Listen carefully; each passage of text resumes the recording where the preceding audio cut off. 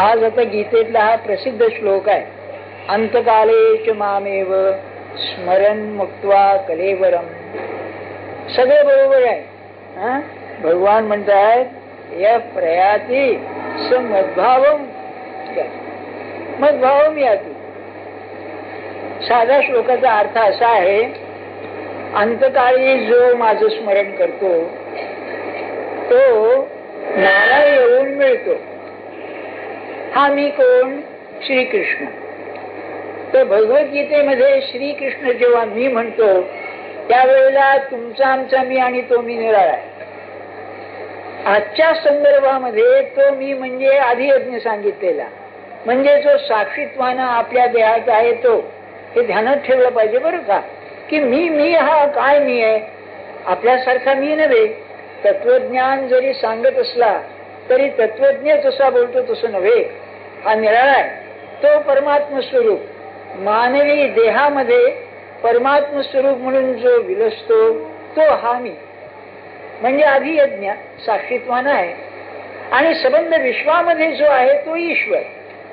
तो ईश्वर म्हणजे तोच.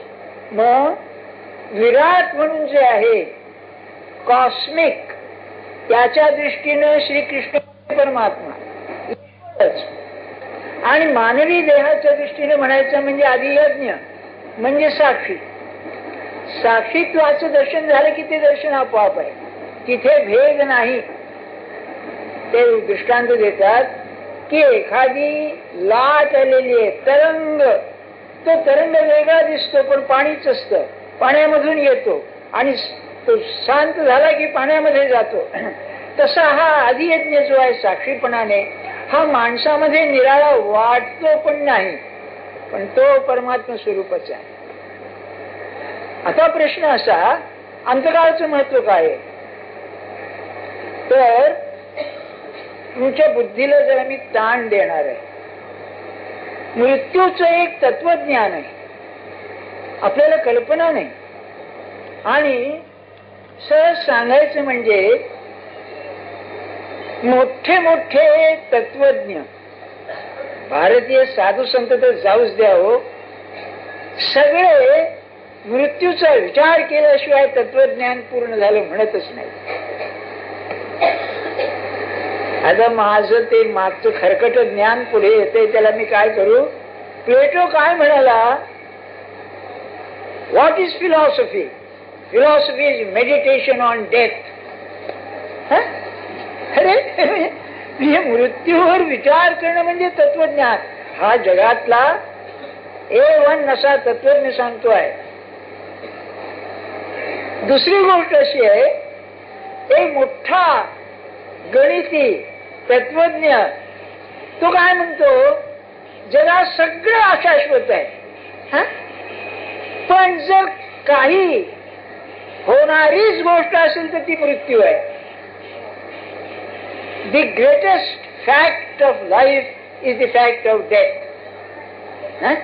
अरे हे काय मला कळत नाही. मग तिसरा असं म्हणतो फ्रेंच तत्वज्ञ, इतकं म्हणलं जग पाहिलं, युद्ध पाहिलं, शांतता पाहिली, एक मोठा चमत्कार पाहिला जो म्हणजे जगात कुठे दिसत नाही आणि माणसामध्ये आहे. आणि माणूस निर्माण झाल्यापासून आजपर्यंत आहे. प्रत्येकाला खात्री आहे मी मरणार आहे आणि प्रत्येक जण विचार करीत नाही. बघा, म्हणून मृत्यूचा विचार करणं म्हणजे परमार्थाचा पाया आहे, ध्यानात ठेवा. समर्थाने तर मन आपल्या दासबोधामध्ये एक समासच घातलेला आहे. काय त्यातली एक ओवी अशी जबरदस्त आहे, म्हणता श्रीकृष्ण रामचंद्र केवढ्याले अवतार झाले हो. काय समर्थ म्हणाले, मृत्यून म्हणे आशूर, मृत्यून म्हणे हरिहर, मृत्यून म्हणे अवतार भगवंताचे. काय सांगायचं. आणि तुम्हाला गंमत सांगतो, फार चमत्कार आहे. रामचंद्रांनी संबंध देह सोडला, बेपत्ता झाले. ते काही असं स्पष्ट नाही कसे गेले ते. पण श्रीकृष्णासारखा पूर्णावतार, हा मानवी अवतार ना, श्रीकृष्णासारखा पूर्णावतार ज्याची छाप अजून जगावरती आहे तो एका झाडाखाली अज्ञात देह ठेवला त्याने. अज्ञात म्हणजे त्याचा तो देह कुठे पडला पाहायला जागा शोधावी लागली. भागवतात वर्णन आहे. आणि काय कारण? माझं काम संपलं. का तर म्हणजे ते यादवानं मारून टाकले सगळ्यांना. काय असेल पुरुष हा, आपल्या हातनं आपल्या घरातल्या माणसानं मारून टाकले. हे म्हणाले दारू पितात फार, भांडतात फार, उच्छृंखल झालेले आहेत. इंग्लिश मध्ये फार छान आहे, दे आर अँटी सोशल. समाज विघातक आहेत हे. माझ्या हातनंच त्यांना मारून टाकलं पाहिजे तर समाज नीट राहील. आणि ते मारल्यावर म्हणाले माझं कार्य संपलं म्हणाले. अरे काय? आणि गेले झाडाखाली त्या बुंध्याला टेकून पायावर पाय ठेवून बसले होते. श्रीकृष्णाचे चरण गुलाबी लाल लहान मुलाच्या तान्या मुलाच्या चरणासारखे. एक पारधी तिकडे होता, त्याला वाटले की ते हरणाचं तोंड आहे. कल्पना रचणाऱ्याची तरी काय क्रिएटिव्हिटी, सर्जनशीलता आहे. आणि वाटलं की म्हणून त्यांनी तीर मारला, तो पायाला लागला आणि त्यांनी तो मेला. ते लढणारा हा एवढा शूर त्या बाणाने मरेल का? अरे बघा तुम्ही, म्हणजे जागा शोधावी लागली कुठे मेला हा म्हणून. काय असेल महाराज. आणि प्रेम तर इतकं त्याच की त्या उद्धवाला सांगितलं तू बद्रिकाश्रमाला जा, माझी वेळ आली आहे जवळ. तेव्हा तो म्हणाला की अरे मी कसं करू, माझ्याशिवाय तुला राहता येणार मी जाणतो, पण माझा वियोग तुला सहन होणार, तू सांग. तेव्हा नाईलाजाने तो गेला. मला सहज आठवलं महाराजांच्या जवळ कृतकोटी होते, छायेसारखे होते 24 तास. म्हणजे लोक पाहून म्हणायचे की हा उपनिषदांच्या ऋषी आहे की काय. काय सेवा, सेवा म्हणजे काय. तेव्हा महाराजांनी दत्त जयंतीला सांगितलं की माझी वेळ जवळ आली आहे, 8 दिवसांनी मी जाणार, तर तुला सहन होणार नाही, तू जा म्हणाले. ते कृतकोटीने स्वतः सांगितलं. काय प्रेम असतो. नाही तर तुम्ही आम्ही फार आलेलं मेहनत कट्टे गेली शिकते तर जाऊ दे एकदा घरात. आणि दवाखान्यात असलं तर आणखी बरं, लवकरच जाईल. पैसा पाहिजे अर्थातच, नाही का. पण काय असतं बघा मृत्यूच, नाही का. तेव्हा हा म्हणतो मृत्यूचा विचार तुम्ही करीत नाही काय. बरं का, ही झाली प्रस्तावना. आता त्याच महत्व. मृत्यूच कसं आहे, एक लक्षण त्याचं असं विचित्र आहे, कोणाला कसा येईल याचा भरोसा नाही. अगदी मोठा राजा जरी झाला तरी तो कोणत्या रोगाने आडवा होईल याचा नियम नाही.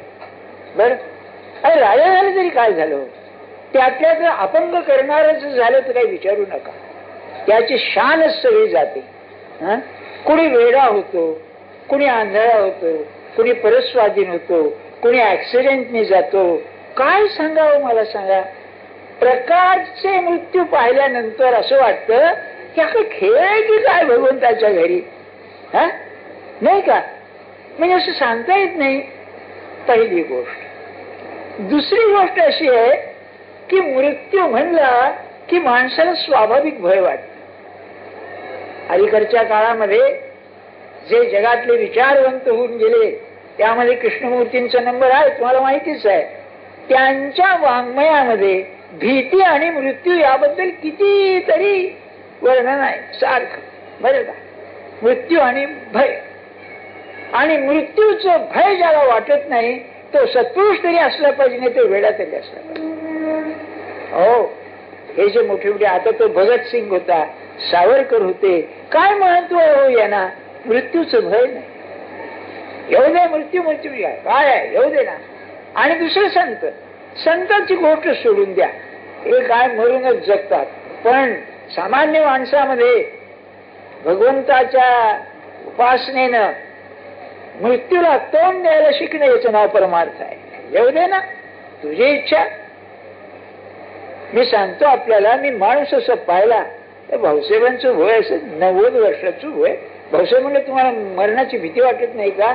भयाचं काय कारण आहे म्हणले. म्हणजे काय, तर म्हणलं मरायचं आणि महाराजांच्या जवळच जायचं, मग भयाचं काय कारण आहे. अरे ऐकायला ओढ वाटतंय नाही, थोडा विचार करा. तुम्ही आहे पंढरपूरला जाता, हे करता ते करता, जप जाप चालू आहे सगळं. गणपती दूध पितो तुमच्या हाताने असंही म्हणा फार तर. सगळं म्हणा. आणि आलोय आता मला खरं आपलं तर टिकणार नाही. आम्ही आपलं प्रामाणिकपणे सांगतो. हा व्यवसाय म्हणा आपल्याला काही नाही म्हणे. हे मृत्यूचं भय म्हणजे काय असतं बरं का. मग असं असून माणूस विचार करीत नाही. हे संतांना मोठे वाटतं, चमत्कार वाटतो. नाही मी म्हटलं सर अगदी डॉक्टर लोक जे रोज साला प्रेत पाहतात त्यांना सुद्धा आपली अवस्था अशी एक दिवस होणार आहे याची कल्पना विचार येत नाही. नाही कसं आहे बघा, काय चमत्कार आहे नाही का. नाही तुम्हाला हे सगळं मानवी मनाचा हा चमत्कार नाही का.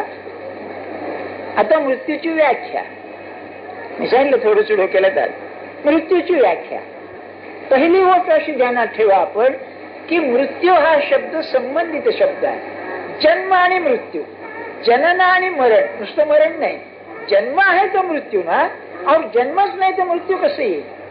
एक शंकराचार्यांचं प्रसिद्ध स्तोत्र आहे ना, पुनरपि जननम पुनरपि मरणम पुनरपि जननी जठरे शयनम, नाही का. तर जनन आणि मरण हे संबंधित शब्द आहे. म्हणून व्याख्या करताना त्या व्याख्येमध्ये जन्माचं हे घालावं लागेल. मग आता व्याख्या सांगतो आपल्याला. ज्या वेळेला माणसाची वासना जडवस्तूचं कवच धारण करून दृश्यामध्ये येते त्याला जन्म म्हणतात. माणसाची वासना, वासना तर खरीच पण दिसत नाही, ती जडवस्तूचं कवच धारण करते. हे शेल, देह, कवच, शरीर काय नाव द्या, ती करून दृश्यामध्ये येते त्याला जन्म म्हणतात. जर दृश्यामध्ये आली नाही तर पिशाच्य येते, जन्म नाही तो. बर, तेव्हा जन्म म्हणजे संबंधित शब्द, कवच धारण करून आलेली जी वासना त्याचं नाव जन्म. हे कवच कायम नसतं, पंचमाभूतांचं असतं. ते सुटायची वेळ आली की मृत्यू. मृत्यू आला, सुटत म्हणजे काय होतं, वासना तशीच, कवच तेवढं सुटत. आणि याला गीतेमध्ये फार अप्रतिम दृष्टांत दिलेला आहे. वासांसी जीर्णानि यथा विहाय. जीर्णानि वासांस, वास म्हणजे कपडे बरं का. कपडे जेव्हा जुने होतात, फाटतात, त्यावेळेला तो जो जीव असतो वासनेनं भरलेला जीव, त्यावेळेला तो सोडतो, कपडे काढून टाकतो आणि नवीन कपडे घालतो. त्याला बोलायला किती सोपं आहे हो, कपडे बदलले म्हणले त्यांनी. अरे हो, पण मग मृत्यू म्हणजे हे जे कवच घेतलेलं आहे, हे कवच ज्या वेळेला त्या वासनेला राहायला नालायक होतं त्यावेळेला मृत्यू. इथे थोडं सांगण्यासारखं आहे. नालायक होतं म्हणजे काय होतं असा प्रश्न नाही का. एक ऍक्सिडेंटने मनुष्य मरतो, याला काय म्हणाल, नाही का. बरं ऍक्सिडेंट जाऊ द्या. माझ्याकडे ग्रस्त आले होते, ते आजवळ भरजू आपण संस्थांनी तिथे हे ट्रस्टी आहे, मग ते आहेत अजून. ते बरं का गप्पा मारीत बसले असताना ते उत्सव कसा करा वगैरे विचारला. बसले असताना बायकोला म्हणले, पंडितांची मुलगी त्यांची बायको म्हणली, तेव्हा पाणी आण म्हणाले. आणि ते सॉर्बिट्रॉलची गोळी काढली त्यांनी आणि गोळी घेतली. ते म्हणलं कसली गोळी आहे, हार्ट डिजीजची गोळी आहे, 7-8 वेळा येऊन गेले, आता घाबरत नाही म्हणाले मी. बघा, आणि हे एक उदाहरण. आणि दुसरा काही नाही, अहो आता बोलत होते, गेले हार्ट फेल होऊन गेले, मॅसिव्ह हार्ट अटॅक त्याला म्हणतात. मॅसिव्ह शब्दाचा जोर आहे बघा, जोरदार हार्ट अटॅक गेले. अरे म्हणजे काय, याला काही नियम आहेत का नाही काही मृत्यूला. म्हणजे वस्त्र जुनं झालं समजायचं कसं. समर्थाने दासबोधात म्हटलेलं आहे, अहो हा मृत्यू नाही, समर्थाने नाही, ज्ञानेश्वर महाराजांनी आईच्या पोटात म्हणले जाऊन धुंडतो त्या जीवाला, तिथे वस्त्र जुनं झालेलं असतं का. आपण की कधी विचारच करीत नाही जीवनावर. म्हणतो फिलॉसॉफर प्लेटो म्हणतो, खोटा आहे का की मृत्यूवर विचार करणं म्हणजे तत्वज्ञान आहे काय, खोटा आहे का. राईट, बरोबर आहे, किती गुंतागुंत आहे बघा. बर, मग तिसरी गोष्ट काय आहे, ही व्याख्या झाली. मग या व्याख्येमध्ये आणखी एक गुंतागुंत आहे की माणूस जर ते कवच बदलतो, किंवा असं म्हणा कवच बदललं जातं, ऍक्सिडेंटने बदललं जातं, नाही का? तुम्हाला माहिती आहे ना, वीज पडली तर कोणीतरी मरतो, ते काय त्याचं काय काय कारण असतं का त्याला म्हणता येईल? काहीतरी होतं. बरं, अहो ते मध्ये ऍक्सिडेंट झाला ना, या कांदिवलीला त्या बायकांनी उड्या मारल्या, त्यातली एक बाई सांगत होती तीही उडी मारायला आली, बरं का? तर दुसरी बाई काय म्हणाली, कशाला जीव धोक्यात घ्या, जाऊ दे, थांबू आपण. ती थांबली, नाही तर ती उडी मारणारच होती. हे काय असं का होतं? म्हणजे तुम्ही वस्त्र जुनं झालं असंच का म्हणता? उडी मारली म्हणून वस्त्र जुनं झालं नाही. मग तिसरी गोष्ट जर मृत्यूच्या बाबतीत असेल तर मृत्यू काळाधीन आहे, काळ ठरलेला आहे, त्याशिवाय मृत्यूला अर्थच नाही. मृत्यूला काळ असंच म्हणतात, काळ आला पण वेळ आली होती म्हणतात ना. याचा अर्थ असा की जन्म आणि मृत्यू यांच्या मधला जो काळ आहे तो ठरलेला आहे. हे मी तुम्हाला तत्वज्ञान सांगतोय, बरं, करमणुकीचा विषय नाही. म्हणून तुम्हाला मला जर काही आजार झाला ना, घाबरायचं कारण नाही, वेळ आल्याशिवाय मरतच नाही तो. डॉक्टर काही सांगे ना, हो डॉक्टरला कळते कुठेला का तुझं तुला कळत, ते पेशंटचं काय करणार, पेशंटचं कसं करणार आहे? वेळ आली की चालला, थांबणारच नाही.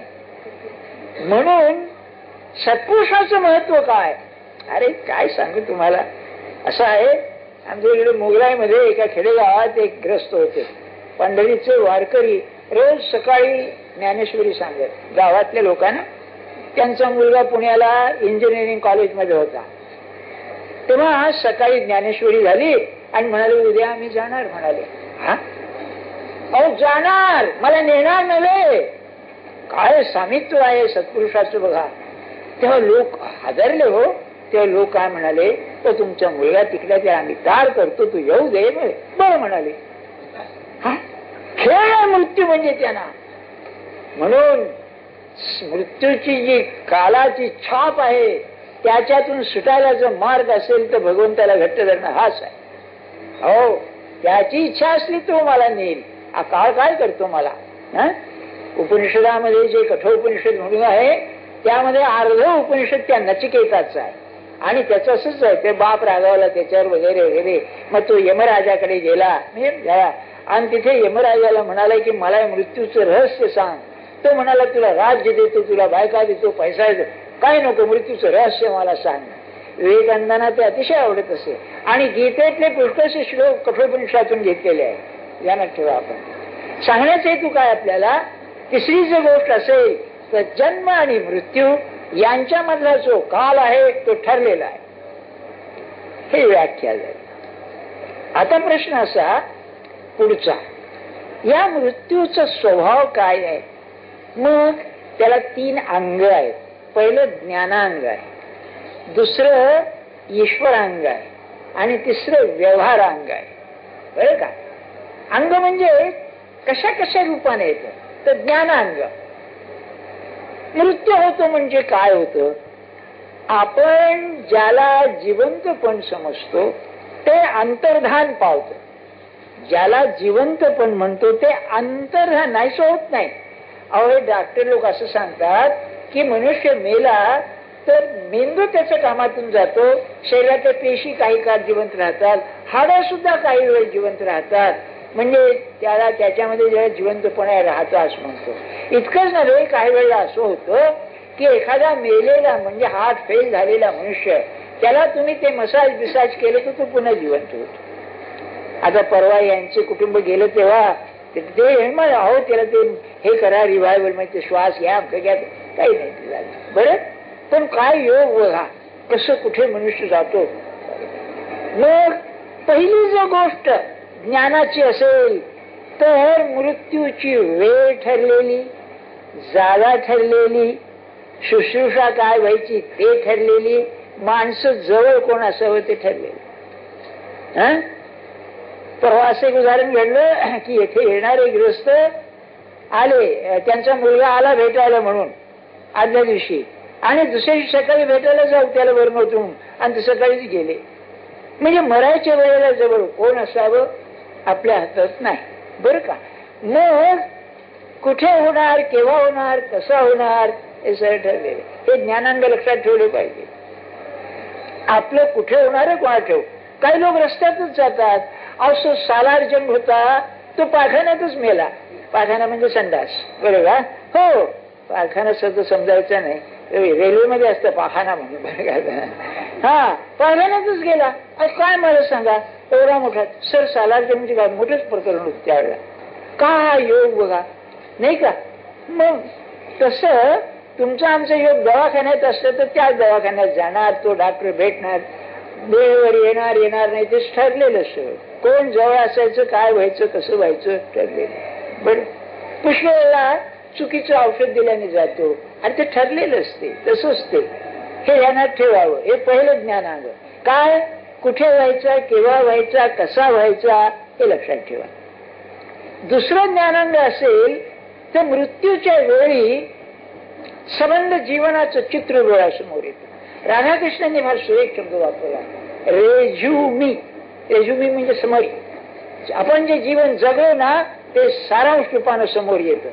आणि जर माणसाने दुष्कर्म केलेली असतील तर नाचतात समोर, अरे करायला नको होतं, अरे करायला नको होतं. महाराजांनी एकदा सांगितलं, माणूस म्हणले मला एकदा भेटू दे आणि त्याला मी सांगू देते नाम घे. त्यांनी घेतलं नाही जन्मभर, अंतकाळी आठवल्याशिवाय राहणार नाही. कारण रिझ्युमे येते ना, अरे आपण केलं नाही, त्याला वेळेल मग म्हणेल की अरे मी सांगितलेलं केलं नाही, तरी त्याचा उद्धार होईल म्हणा.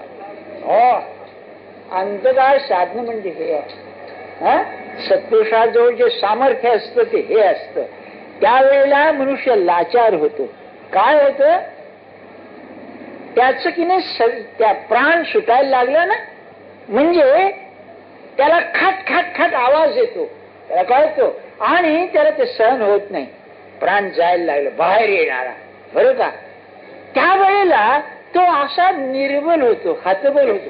काय करू मी, उगीच काय मी सांगतो ना ते हरदासासारखं आहे काय, राम राम म्हणा त्यांना अंतकाळेचे महादेव स्मरण. काय आहे हरदास की नाही हुशार असतात, म्हणजे विनोदी. ते म्हणाले प्राण जाताना तोंड आ होतो म्हणून रा, आणि लोक बंद करतात म्हणून मग असं राम म्हणून चालणार नाही. हा, लोकांनी मग म्हणायचं आहे त्याचं तोंड बंद केले. हो, एक सहज आठवलं बरं, त्याचा याचा संबंध नाही म्हणावता आहे. काय आहे, मारुतीने सीतेला विचारलं, रामायणात आहे, तुलसी रामायण, की अगं इतकं तुझं रामावरती प्रेम, क्षणभर त्याचा वियोग तुला सहन होत नाही. आणि राम ही माझी भक्त आहे, बायको ही सेकंडरी भक्त आहे, असं असताना एवढा वियोग तुला सहन कसा झाला, म्हणजे प्राण कसा गेला नाही. तिने उत्तर दिलंय, काय सांग हे तुमचं असंच कल्पना करू शकते बघा. काय नाम पाहरू दिवस निशी, पहारा, तोंडातून प्राण जावा म्हटलं तर नामाचा पहारा रात्रंदिवस तोंडात होता. काय अवस्था, स्थितीची अवस्था. नाम पाहरू दिवस निशी. बर, हृदयातून बाहेर ध्यान तुम्हार कपाट, त्या हृदयाच्या कपाटामध्ये तुझं ध्यान होतं, त्यामुळे तिथून प्राण जाऊ. डोळ्यातून प्राण जावा, लोचन निजपद जंत्रित, अरे तुझ्या पायावरती अडकलेलं ना, माझी नजर प्राण जाय की ही वाट, त्याला वाट जायला वाटच नव्हती. काय भक्ताची अवस्था असते, काय असेल बघा. मग भगवंत तुला सांभाळलेली आहेत, काय नवल आहे का. असो, सांगण्याचे तू काय. मग तिसरी गोष्ट असेल ज्ञानांगाची, अज्ञात आहे, अज्ञात. मेल्यानंतर काय होणार आहे कोणाला ठेव, कुठे जाणार, आणि याला जोडून मी आलो कुठून जाणार कुठे. कस्त्वम कुतायात, आचार्यांचे प्रश्न आहेत. कुठून आलास, कुत आयात, कामे जननी को मे तात, अरे ही माझी आई कोण, हा माझा बाप कोण. काय हे प्रश्न अनुत्तरित आहे. अमक्या वेळी अमक्या घरामध्ये बाई किंवा मुलगी किंवा मुलगा म्हणून मी काय आलो, काही याला काही संबंध आहे, याला काही काय हे असं, आणखी कुठे आलं असतं तू काय झालं असतं, नाही का. पण नाही, हे ज्ञानांग लक्षात ठेवा. Life is a mystery. शेक्सपियरचं म्हणणं फार बरोबर आहे. टेम्पेस्ट नाटकामध्ये our little life is rounded with a sleep. काय अंधार, अज्ञान, आमचं हे एवढं जीवन अज्ञानानं वेढलेलं आहे. तुम्ही अमक्या वेळेला का जन्माला आला? तुमचं प्रारब्ध बदललं. तुमचं अमक्या ठिकाणी का जन्माला आला? प्रारब्ध बदललं. काय बघा जीवन कसं निर्णय होतं नाही का? काय उत्तर आहे याला? याला उत्तर नाही. म्हणजे व्यवहारिक दृष्ट्या. म्हणून हे ज्ञानांग, हे ज्याला कळलं त्याला मृत्यू कळला. मी अमक्या कामाकरता आलेलो आहे, मी अमके दिवस राहणार, काम झालं की चालणार. महाराजांनी एकदा असा प्रश्न विचारला, महाराज आपला अंतकाळ केव्हा आहे? ज्याने मला पाठवलं त्याने बोलावलं की जायचं म्हणाले. आपल्याला असं का वाटू नये हो? आपण त्यांचं गुरु आरती करतोय, हे ते करा, पूजा करा, नाम घ्या, की तुम्ही मला ठेवलंय. तुम्ही ज्या वेळेला म्हणाल चला की चालली. आपल्याला तसं वाटत नाही. गर्दी ठेवी त्या दिवशी राहणार नाही, गर्दी नेईल त्या दिवशी जाणार नाही का? बाहेर गेली घरी यायची मुश्किलच आहे ते. आणि सध्या तर गाड्या फार लेट येत आहेत ना, सांभाळा बाबा काय आहे ते, नाही का? बघा कसं आहे. मला एक उत्तम उदाहरण सांगतो. ते पवाहारी बाबा म्हणून होते. त्यांना एकाने विचारलं, आज मग एवढे ज्ञानी आहात, आपल्या देशाचं कल्याण करा ना. तर ते काय म्हणले, अरे वो लाल पगडीवाला काम कर रहा है ना म्हणाले, म्हणजे टिळक, वो काम कर रहा म्हणाले. म्हणजे तर त्याकरता जन्माला आलेले ते. तर तुम्ही म्हणाल अरे ते जन्माला आमचं काय आहे म्हणाले, नाही का? असा प्रश्न आला की नाही? संत असं सांगतात, तुम्ही माणसाचा जन्म घेतलेला आहात, तुमच्या आत्म्याचा पूर्ण विकास करण्याकरता तुम्ही जन्माला आलात, त्याला ते परमार्थ असं म्हणतात. मी भगवंताकरता जन्माला आलेलो आहे. महाराज म्हणायचे जो माणूस म्हणून जन्माला आला त्याला आत्मज्ञानाचा अधिकार आहेच, यात शंकाच नाही. आपण विसरतो ते, नाही का? ते अशापैकी होतं बघा. एखाद्या मोठ्या माणसाचा मुलगा काहीतरी आपलं कारकून झाला, काही झाल्यानंतर अरे असं का त्याकरता झाला, अशापैकी होतं. एवढ्या मोठ्या मनुष्य जन्माला आल्यानंतर तुकाराम महाराज नाही का सांगितलं आपलं, आम्ही वैकुंठवासी आलो याची कारण अशी. हा कसं आहे काय म्हणलं, साधू संतांची मार्ग घालून दिलाय, झाडू संतांचे मार आड राणी भरले जग, त्यांना सांगू म्हणाले, म्हणून आम्ही आलेलो आहोत. अरे निवृत्तीनाथांनी ज्ञानेश्वर महाराजांचं असं सांगितलंय, ज्ञानराजा अरे काय तू जगाची स्थिती पाहतोस ना, किती दुःख भोगतायत हे लोक, यांना टाळण्याकरता काही उपाय नाही का? तू काहीतरी कर. म्हणून ज्ञानेश्वरी दिली. हा प्रबंध असं ओवी प्रबंध जो आहे हा, आणि आज 700-750 वर्ष झाली, हजारो लाखो लोक त्याने उद्धरून दिलेले आहेत. त्याकरता आपण एवढे मोठे नसू, पण आपणही कार्य आहे जगात, या शंकाने. व्यवहाराचं कार्य जाऊ द्या, पण आत्मज्ञानाकरता आपण आहोत, स्वतःचा शोध घेण्याकरता. किती गोष्ट खरीच आहे. हे तिसरं आहे. बर, आता पुढचा असा आठवतो आम्ही ज्ञानेश्वर महाराजांच्या ओळ्यावर येतोच आहे. आता प्रश्न असा, हे मृत्यूचं गूढ का? It's a mystery. गूढ का? काय हजारो लाखो विद्वान विद्यमान शास्त्रज्ञ पाहिले, कळत नाही मृत्यूचे गूढ काय आहे. त्याचं कारण असं, मूळ जग जे आहे ना हेच गूढ आहे मुळी. म्हणजे कसं, तुम्ही मला असं सांगा, हे जग असं का, याचं तुम्हाला उत्तर काही सुचतं का? बरं, जगामध्ये दुर्जन आणि सज्जन यांचा संघर्ष हा कायमचा आहे. जसं माझी एक विद्यार्थिनी हे नाटका फिटकात कामं करायची बरं का, गुजराती मुलगी होती, कामं बिमं करायची, दिसायला बरी, आणि ते इथे काहीतरी इन्स्टिट्यूट आहे, डान्सिंग इन्स्टिट्यूट, तिथे ते शिकायला जायची ते वगैरे वगैरे. तेव्हा जर दिसायला बरी बिरी, सर म्हणाले काय मानसशास्त्र शिकवायचा, की म्हणजे सर काय जगाची चर्चा आहे, काय म्हणलं की आम्ही सुंदर असतो म्हणले लोक फार द्वेष करतात बरं का. त्याला काय उत्तर काय आहे मला तिने विचारलं. म्हणलं वा तुझा सर काही सुंदर नाही, तेव्हा त्याला काही हा अनुभव नाही बरं का. पहिले नाही असं चेष्टा करू नका, खरं सांगा. म्हणलं याला काही उत्तर नाही बा हे एक. आणि दुसरं, तू स्वतःला सुंदर समजतेस हे खरं आहे का? म्हटलं आहेच म्हणाली ती. नाही म्हणायची सोय नाही, आहेच म्हणाली ती बरं का. आणि सुंदरपणाचा अभिमान अतिशय कठीण आहे, विद्वत्तेच जाईल एक वेळेला, पण मी सुंदर आहे याचा अभिमान बायकांना विशेषतः, हळूच बोलतो आपला मी, फार कठीण आहे जाणं बरं का. आणि आजपर्यंत किती सौंदर्यवती या जगात होऊन गेल्याची काही कल्पना आहे. जसे विद्वान पैशाला पासरी मिळतात तसे, पण काय असतं बघा. मला सांगा.